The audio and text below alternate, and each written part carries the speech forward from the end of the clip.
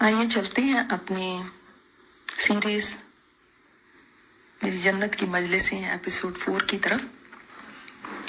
میں اپنی سواری پہ سوار خوشی خوشی اپنے محل کی طرف رواں دواں تھی کہ یوں ہی خیال آیا کیوں نہ اماں ابا کی زیارت کر لوں۔ یہ تو مجھے پتہ چل چکا تھا کہ وہ میرے ہی درجے پہ ہیں، مگر کہاں یہ نہیں معلوم تھا۔ میں نے بس اتنا ہی کہا سبحانک اللہم، اور سواری نے اپنا رخ فوراً موڑ لیا۔ یہ عجیب ہی جگہ تھی جہاں پہ کچھ بھی چاہیے ہوتا تو بولنے کی ضرورت نہیں پڑتی تھی، بس اس کا سوچ میں آ جانا ہی کافی تھا اور وہ کام پورا ہو جاتا۔ کن کہنے کی دیر ہوتی تھی اور وہ چیز ہو جاتی۔ میری یہ سواری اڑتے اڑتے ایک نہایت خوبصورت اور حسین و جمیل محل کے سامنے اتر گئی۔ میں نے جو ہی سواری سے قدم اتارا، بہت سے خادم لپکے اور میرا استقبال کیا۔ میں نے کہا امی جان اندر ہیں؟ بولے جی ہاں تشریف لائیے۔ میں خادموں کے جھرمٹ میں بڑے ناز کے ساتھ چلتے ہوئے محل میں داخل ہوئی۔ امی تو جیسے میرے ہی انتظار میں تھی۔ یہ جوان اور خوبصورت لڑکی یہ میری امی ہے؟ میرے منہ سے بے ساختہ نکلا۔ وہ ہنسنے لگی، آگے بڑھی اور مجھے گلے سے لگا لیا۔ ہائے اماں، کتنا عرصہ ہو گیا آپ کو ملے ہوئے۔ آپ کے بعد تو دنیا پھیکی ہو گئی تھی۔ آپ کیوں مجھے چھوڑ کے چلی گئی تھی؟ میں زور سے اماں سے چمٹی ہوئی تھی، جیسے آج میں پھر وہی چھوٹی سی بچی ہوں جو ماں کے سینے سے لگ کے سکون پا لیتی تھی۔ بہت دیر تک میں ان کے ساتھ لگی رہی، وہ بھی میرے سر پہ ہاتھ پھیرتی رہی۔ پھر میں نے ان سے الگ ہو کے غور سے ان کے چہرے کو دیکھا تو ہنس پڑی۔ میں نے کہا اماں یہ آپ ہیں؟ آپ تو میری سہیلی لگ رہی ہیں۔ اتنا حسن میری ماں کا۔ اماں دنیا میں بھی بہت خوبصورت تھی، مگر پھر بچوں کے غموں نے ان کو مار دیا اور سارا حسن ماند پڑ گیا۔ لیکن اب تو حسن کا یہ عالم تھا کہ ان کے چہرے سے نظریں ہی نہیں ہٹتی تھی۔ وہ میرا ہاتھ پکڑ کے سامنے بچھی ہوئی نشست پر لے گئی جہاں پہ طرح طرح کے کھانے پہلے سے چنے ہوئے تھے۔ میں نے کہا کیسی ہیں آپ؟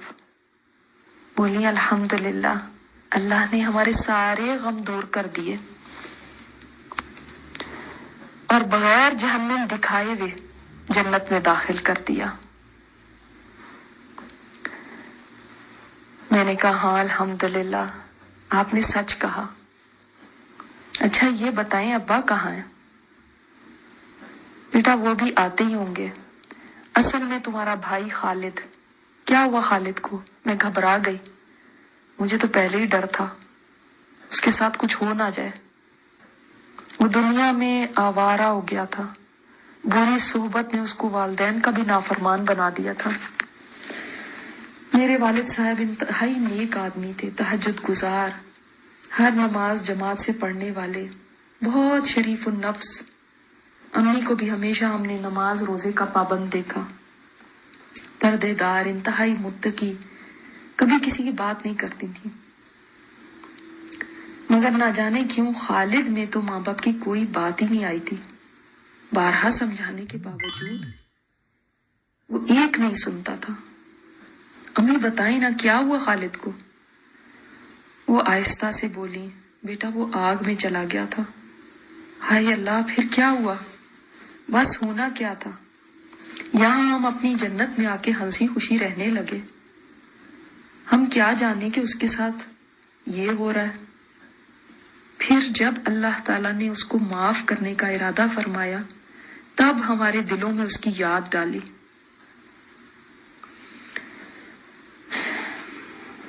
پھر تمہارے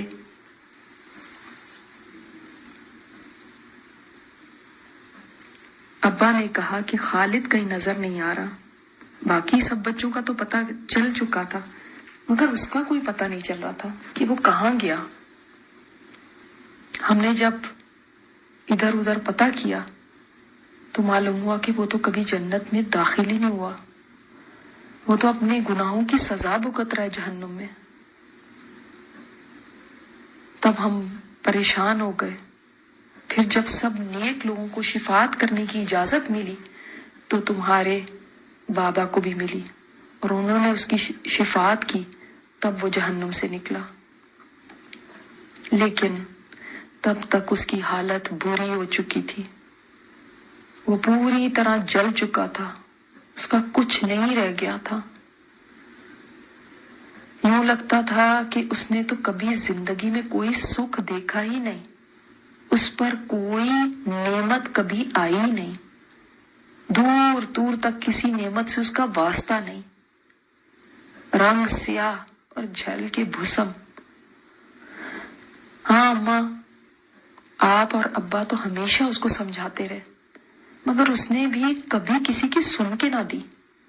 جو لوگ دنیا میں نصیحت نہیں پکڑتے اور انہیں خوش فہمیوں میں رہتے ہیں کہ کچھ نہیں ہوتا، ہم کو فلاں بچا لے گا اور ہم تو فلاں کے پیروکار ہیں، یا ہم تو فلاں کے پیچھے لگ کے جنت میں چلے جائیں گے، ان کے ساتھ یہی تو ہوتا ہے۔ ہاں بیٹا، میں جب بھی اس کو غلط کاموں سے منع کرتی تھی کہتا تھا آپ جو اتنی نیک ہیں وہاں جا کے آپ مجھے بچا لینا، مگر دیکھو اب اپنے گناہوں کی سزا کتنا عرصہ بھگتتا رہا۔ ٹھیک ہے اب اپنے ایمان کی وجہ سے نکل تو آیا ہے، مگر اب خود کہتا ہے کہ دنیا میں کوئی گناہ بھی اس قابل نہیں تھا جس کے پیچھے میں جہنم میں اتنا عرصہ گزارتا، کوئی لذت اس قابل نہیں تھی کہ اس کے پیچھے ایک لمحہ بھی آگ میں جانا قبول کرتا، کوئی برائی ایسی نہیں تھی جس کا مزہ اتنا ہوتا کہ میں اس کے لیے جہنم کا سودا کرتا۔ ہاں ماں، میں نے ٹھنڈی آہ بھر کے کہا، یہ باتیں تو وہاں سمجھ نہیں آتی تھی۔ انسان نافرمانیاں کرتا رہتا ہے اور شیطان اس کو اسی خوش فہمی میں ڈالے رکھتا ہے کہ کچھ نہیں ہوتا، تم بہت اچھے ہو، فکر نہ کرو، تم بچ جاؤ گے۔ اور ویسے بھی کچھ دن جہنم میں چلے گئے تو آخر میں تو نکل ہی آؤ گے۔ ہاں بیٹا، کاش انسان یہ بات سمجھ جائے جو جہنم کے عذاب میں جل کے سمجھ آئی۔ حالانکہ دنیا میں آگ ہمارے گھروں میں جلتی تھی اور ہم آگ کو روز دیکھتے تھے، جانتے تھے کہ جہنم کی آگ اس سے 70 گنا زیادہ گرم ہے، پھر بھی ڈرتے نہیں تھے گناہ کرنے سے، پھر بھی سوچتے نہیں تھے کیا بنے گا اگر اس آگ میں چلے گا۔ اللہ تعالیٰ کی نافرمانیاں بھی کرتے تھے اور مزے سے رہتے تھے، بھولے ہوئے تھے کہ کیا کب یہاں بھی آنا ہوگا۔ بیٹا، دنیا میں تو معمولی سر درد کی بھی ایک رات کاٹنی مشکل ہو جاتی ہے، کہاں جہنم کا درد ہم جیسوں سے سہا جائے۔ ایک دانت کا درد تڑپا کے رکھ دیتا ہے، اور کہاں جہنم کا درد، اس کا تو ایک لمحہ بھی سہنا انسان کے بس میں نہیں۔ مجھ سے خالد رو رو کے کہہ رہا تھا، اماں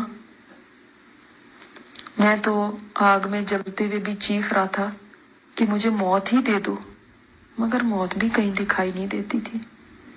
بتا رہا تھا کہ اس کے جو غیر مسلم دوست تھے وہ اس کو نکلتے دیکھ کر حسرت کر رہے تھے کہ کاش ہم آج مسلمان ہوتے تو کبھی تو امید ہوتی نکلنے کی، مگر ان کی تو کوئی امید بھی نہیں۔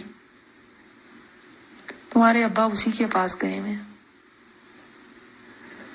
اماں، میں تو یہ سوچتی ہوں کتنی تھوڑی سی زندگی کی لذت کے لیے، یا لوگوں کی واہ واہوں کے لیے، یا تعریفوں کے لیے، یا ان کی نظروں میں جچ جانے کے لیے، یا تھوڑے سے وقتی فائدے کے لیے ہم اتنی بڑی آگ اپنے لیے خرید لیتے ہیں۔ کیا وہ مزے اس قابل ہیں؟ چند دن کے۔ امی کی خادمائیں میرے ہاتھ میں پلیٹ تھمانے لگی اور کھانا سرو کرنے لگی۔ میں نے کھانا کھاتے ہوئے کہا، اماں آپ کے ہاتھ کا کھانا تو دنیا میں بھی بہت لذیذ ہوتا تھا، اور آپ کے جنت کے گھر کا کھانا بھی بہت مزیدار ہے۔ اماں بولی، میں صدقے میں قربان، تو نے تو دنیا میں بھی ہمیشہ ہمیں خوش رکھنے کی کوشش کی، اور تجھے پتا ہے تیرے قرآن سیکھنے کی وجہ سے ہمیں تو حشر کے میدان میں بھی اتنے قیمتی جوڑے پہنائے گئے، ایسی عزتیں دی گئی، ہم تو حیران رہ گئے۔ پھر ہم نے پوچھا یہ کیوں؟ بتایا گیا یہ آپ کی بیٹی جو قرآن سیکھتی تھی، پڑھتی تھی، یہ اس کی وجہ سے ہے۔ میرا تو دل اماں کی اس بات سے اتنا خوش ہو گیا۔ میرے غموں نے دنیا میں تو ان کو آدھا کر دیا تھا، چلو میری وجہ سے کم از کم یہاں تو ان کو کچھ سکھ ملا۔ اماں میرے سر پر ہاتھ پھیر کر کہنے لگی، میری بیٹی، تو نے ہمیں بہت خوش کیا۔ میں خوشی سے نہال ہو رہی تھی۔ واقعی جنت کتنی خوبصورت جگہ ہے۔ مجھے میرے والدین مل گئے جن کے مرنے کے بعد میں ان کے غم میں بہت اداس رہتی تھی۔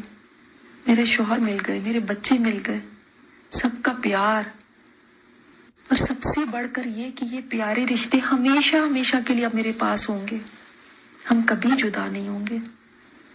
میں نے اماں کے کندھے پر سر رکھ دیا۔ ایسا سکون، اتنا پیار، اتنی خوشیاں، کسی چیز کی فکر نہیں یہاں، نہ جاب پہ جانے کی فکر، نہ پیسے کمانے کی فکر، نہ رینٹ دینے کی فکر، نہ بل ادا کرنے کی پریشانی، نہ یہ جلدی کہ صبح جاب پہ جانا ہے، جلدی کام نپٹاؤ۔ میں نے یہ سب حالات دیکھے ہوئے ہیں، اس لیے میں جانتی ہوں کیسے میں ویکینڈز کا انتظار کیا کرتی تھی۔ سال میں صرف ایک پیڈ ویکیشن ہوتی تھی جس کی پلاننگ عرصہ دراز سے کر رہی ہوتی تھی، اور جب وہ ویکیشن آتی تھی تو وقت پلک جھپکنے میں گزر جاتا تھا، اور ابھی تو تھکاوٹ بھی دور نہیں ہوئی ہوتی تھی۔ ویکینڈ منٹوں میں چلا جاتا تھا۔ پھر جب دوسری شادی ہوئی تو ایسے مسئلے شروع ہو گئے کہ ذہنی اذیت میں رہی۔ یہاں نہ کوئی طنز کے تیر ہے، نہ کوئی کڑوی کسیلی باتیں ہیں، کوئی آپ کو کچھ کہتا ہی نہیں، ہر طرف پیار ہی پیار ہے، محبت ہی محبت ہے۔ انسان دنیا میں کتنے جتن کرتا ہے اس محبت کو پانے کے لیے کہ فلاں کی آنکھ کا تارا بن جاؤں، فلاں سے محبت پالوں، فلاں مجھے پیار کرنے لگے، مگر کبھی کسی کا موڈ آف، کبھی کوئی ناراض، کبھی کسی کے گلے شکوے۔ وہ گلے شکوے دور کرتے کرتے ہی زندگیاں گزر جاتی تھی، اور یہاں سبھی راضی۔ میں سکون کی تلاش میں ساری زندگی بھاگتی رہی، مگر وہاں سکون نہ مل سکا۔ آخر ملتا بھی کیسے؟ وہ دنیا تھی، جنت نہ تھی۔ جو سکون چاہتا ہے، واقعی سکون سے رہنا چاہتا ہے، وہ جنت کا راہی بنے۔ جو خوشیاں چاہتا ہے، وہ اس گھر کی قیمت ادا کرنے کے لیے کوشش کرے۔ جو محبتیں چاہتا ہے، وہ یہاں کی تیاری کرے۔ میں پتہ نہیں کتنی دیر اماں کے کندھے پر سر رکھے اسی طرح سوچوں میں پڑی رہی کہ ایک خادم میرے سامنے مشروب سے بھرا سونے کا جام لے آیا اور بولا، یہ جنت کے چشمے سلسبیل کی شراب ہے، اس کی خوشبو ایسی مسحور کن تھی۔ وہ بولا، اس میں سونٹ کی آمیزش ہے۔ میں نے جام منہ کو لگایا تو اس کی لذت بیان سے باہر ہے۔ ایسی لذیذ شراب جس کا ثانی کوئی نہیں دنیا میں۔ جو کھانا کھایا تھا اس سے بھی طبیعت بوجھل نہیں ہوئی، اور جو شراب پی تو اس سے بھی معدے میں کوئی بھاری پن نہیں ہوا۔ یوں لگا سب کچھ خود بخود بیٹھے بیٹھے ہی ہضم ہو گیا۔ ہم ساتھ ساتھ کھانا کھا رہے تھے اور ہمارے سامنے ایسے ایسے حسین مناظر چل رہے تھے کہ پتہ نہیں کتنا عرصہ گزر گیا، پتہ بھی نہیں چلا۔ ہم انہیں مناظر میں کھوئے رہے۔ نہ جانے کیوں لوگ دنیا میں کہتے تھے جنت میں بور نہ ہو جائیں۔ یہاں تو بوریت نام کی چیز ہی نہیں، ہر آن نئے مناظر، حسن ہی حسن، خوشیاں ہی خوشیاں، پیاروں کا ساتھ، محبتیں، رنگ ہی رنگ۔ یہاں کون بور ہو سکتا ہے؟ میری تو کھانے کی گنجائش بھی اتنی بڑھ گئی تھی، جتنا دنیا میں کھاتی تھی اس سے کہیں زیادہ کھا رہی تھی، کئی پلیٹیں مزے سے کھا لیتی تھی، ہر کھانا ہی اتنا لذیذ تھا۔ میں نے اماں سے مذاق کرتے ہوئے کہا، اماں کھانے کے بعد اب یہ تو نہیں کہو گی لڑکیوں اب سب سمیٹ لینا، میں تو پکا پکا کے تھک گئی ہوں۔ ہم دونوں نے کہکہا لگایا اور ہمارے کہکہے سے سارا ماحول روشن ہو گیا۔ واقعی دنیا میں تو کوئی دعوت ہوتی تھی 2-4 کھانے بنا لیتے تھے، تو اس کے بعد اس کو سنبھالنا، اس کو رکھنے کا جھنجھٹ، برتن دھونے، کچن صاف کرنا، کھانا کھانا تو 15-20 منٹ سے زیادہ کا نہیں ہوتا تھا، مگر سمیٹنے میں گھنٹوں لگ جاتے تھے، اور پکانے میں تو اماں پورا دن کچن میں کھڑی رہتی تھی۔ ہم یوں ہی نہ جانے کب تک ہنسی مذاق کرتے رہے کہ سامنے سے ابا جان آتے دکھائی دیے۔ میں ان کی طرف اٹھ کر دوڑی، انہوں نے مجھے گلے سے لگا لیا اور پیار کرتے ہوئے کہنے لگے، تم نے ہمیں بہت عزت دلائی ہے، تم نے ہمارا سر فخر سے بلند کر دیا۔ یہ سن کے میرا دل باغ باغ ہو گیا،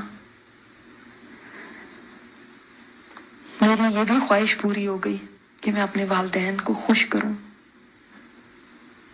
میں نے کہا، اماں ابا اب آپ مجھے اجازت دیں۔ ابا بولے، بیٹا کچھ دیر تو بیٹھو۔ نہیں، پھر آؤں گی، میں ذرا جا کے اپنے بچوں کی خبر لوں۔ جانتے ہیں ان سب کی ترقی میرے درجے پہ ہو گئی ہے۔ ابا اس بات سے بہت خوش ہوئے، پھر تو جلدی ان سے ملاؤ۔ میں نے کہا، ہاں ضرور۔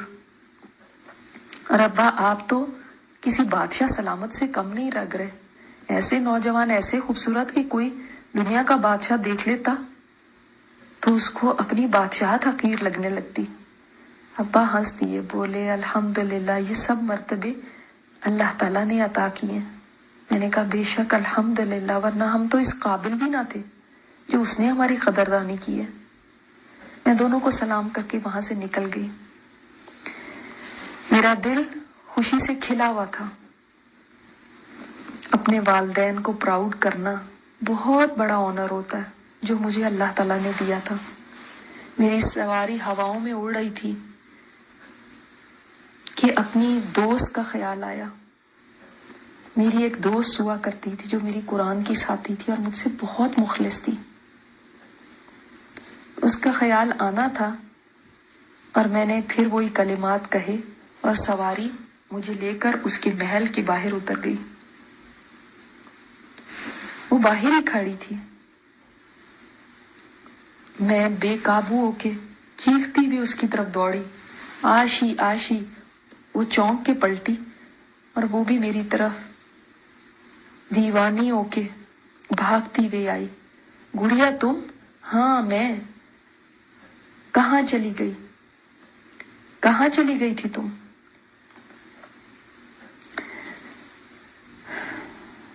گڑیا کہنے لگی، اس دنیا میں ہم ایک دفعہ جدا ہوئے تو اس کے بعد آج ملے ہیں۔